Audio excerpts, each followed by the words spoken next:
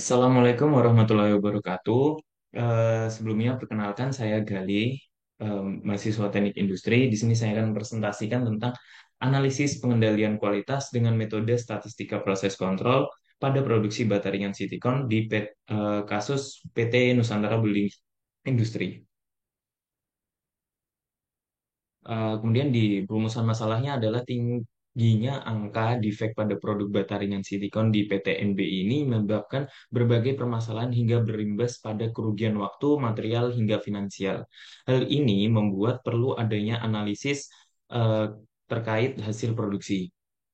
Tujuan penelitian. Di sini tujuan penelitiannya adalah mengidentifikasi dan menganalisis defek produk pada proses produksi PT NBI dengan metode statistika proses kontrol serta penyebab defek produk dengan metode fishbone diagram. Kemudian memberikan usulan perbaikan untuk menekan angka defek produk pada bagian produksi di PT NBI. Di sini ini adalah hasil pengumpulan data. Di sini ada data reject produk baterai ringan Citycon tahun dan jangka 1 tahun dari 2021 hingga 2022. Di sini defeknya itu berbagai macam jenis. Ada yang gumpal, pecah, lengket, pendek, dimensi, dan watermark. Nah, dari total 1 tahun itu reject yang dikumpulkan semua itu ada sebesar 7.456. Nah, dari tabel tadi itu dibuatkan chart di mana keluar hasil persentasenya. Hasil persentasenya menggambarkan bahwa defek yang paling tinggi adalah defek pecah. Defek pecah ini sebesar 69,13% atau sebesar 5.154 meter kubik. Sedangkan defek yang paling kecil itu yang defek pendek sebesar 0,64% dari total produksi. Kemudian ada pengolahan data. Di sini saya jelaskan secara singkat statistika proses kontrol. Di sini fungsi SPC adalah untuk mengurangi waktu yang diperlukan untuk menghasilkan suatu produk atau jasa dalam prosesnya. Jadi di sini untuk memberikan gambaran proses yang sedang berjalan untuk mengetahui serta mengidentifikasi masalah di dalam batas atau tidaknya suatu proses. Ini ada tabel tabelnya lagi selama rekor selama 1 tahun tadi. Di sini ada pie chart itu adalah eh, untuk di dunia industri atau bisnis itu monitor proporsi dari ketidaksesuaian dalam sebuah sampel, di mana proses ketidaksesuaian ditentukan sebagai rasio unit yang memiliki ketidaksesuaian dibandingkan dengan jumlah sampelnya. Kemudian kalau CL itu adalah nilai tengah atau rata-rata. Kemudian kalau UCL atau upper control limit ini adalah batas atasnya dan LCL ini adalah bagian batas bawahnya atau lower control limit. Di sini ada chartnya lagi.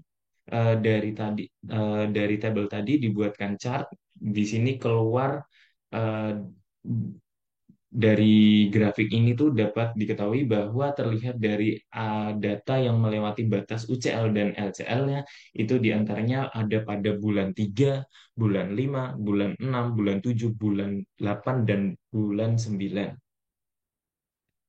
Nah, ini hasil diagram fishbone yang saya buat, tapi di sini saya lebih terfokus ke defek pecah pada baterai yang silikonnya. Jadi eh, di sini bisa ke faktornya itu bisa karena manusia, mesin, dan metodenya. Kalau dari segi manusia itu bisa karena quality control yang kurang konsentrasi, sehingga dampak kualitas produksinya itu belum memenuhi standar. Kemudian kalau usulannya adalah memperbaiki komunikasi dengan operator. Kemudian ada operator cutting yang kurang fokus. Di sini harus efeknya adalah pemotongannya kurang baik. Usulannya adalah lebih teliti lagi dalam pengoperasian. Kemudian ada operator yang berbeda-beda. Hasil produknya pun akan berbeda-beda. Nah, jadi harus sering dilakukan training terhadap seluruh operator. Kemudian ada operator separating yang kurang fokus. Nah, dampaknya apa? Produknya mengalami cacat. Jadi harus lebih teliti lagi dalam pengoperasian. Kemudian usulan perbaikan dari segi mesin. Di sini ada tilting table-nya kotor, side plate-nya kotor, wire cut-nya juga kotor. Ini membuat produknya itu jadi rusak, nggak rapi, dan nggak potong dengan sempurna. Jadi usulannya adalah lebih menyempurnakan lagi pembersihan saat sedang melakukan maintenance. Kemudian ada sparating yang menekan terlalu kuat dan lifternya juga menekan terlalu kuat. So, dampaknya adalah produknya jadinya rusak. Yang harusnya baik malah jadi rusak. So, harus lebih menstabilkan tekanannya. Kemudian ada wire cuttingnya putus. Nah, produknya ini tidak terpotong dengan baik. Jadi, gunakan wire cuttingnya harus dengan kualitas yang baik juga. Kemudian speed trailnya itu terlalu cepat.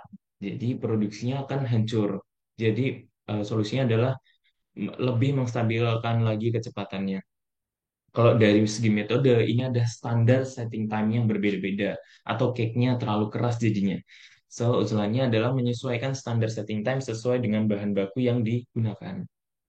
Usulannya adalah dari hasil brainstorming dengan pihak quality control dan operator PT NBI, maka diputuskan salah satu yang diperkirakan memiliki pengaruh paling kuat yang menjadi penyebab terjadinya pecah dari ketiga faktor terdiri dari metode mesin dan manusia adalah faktor metode, yaitu standar setting time yang tidak pasti yang menyebabkan cake-nya itu terlalu keras saat akan dipotong.